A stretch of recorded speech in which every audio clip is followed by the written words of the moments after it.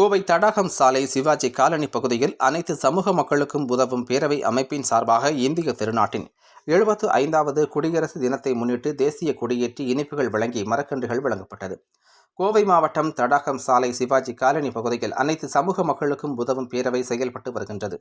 இதன் நிறுவன தலைவராக வழக்கறிஞர் புஷ்பானந்தம் இருந்து வருகின்றார்.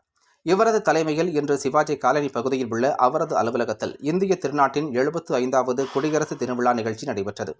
முன்னதாக தேசிய கொடி ஏற்றப்பட்டு மகாத்மா காந்தியின் திரு உருவப்படத்திற்கு மலர் தூவி மரியாதை செலுத்தப்பட்டது. இதனைத் தொடர்ந்து அனைவருக்கும் இனிப்புகள் வழங்கப்பட்டது. மேலும் குடியரசு தினத்தை கொண்டாடும் வகையில் சுமார் 50 நபர்களுக்கு மரக்கன்றுகள் வழங்கப்பட்டது. இந்த நிகழ்ச்சியில் சிறப்பு விருந்தினராக கலந்து கொண்ட கோவை மாநகராட்சி 35வது வார்டு திமுக கவுன்சிலர் சம்பத், ராஜா பேக்கரி உரிமையாளர் கனகராஜ் மற்றும் குழந்தைகள் நலக்குழு உறுப்பினர் டாக்டர் சுப்பிரமணியம் கருப்பையா ஆகியோர் தேசிய கொடியினை ஏற்றி வைத்து அனைவருக்கும் இனிப்புகளை வழங்கினர்.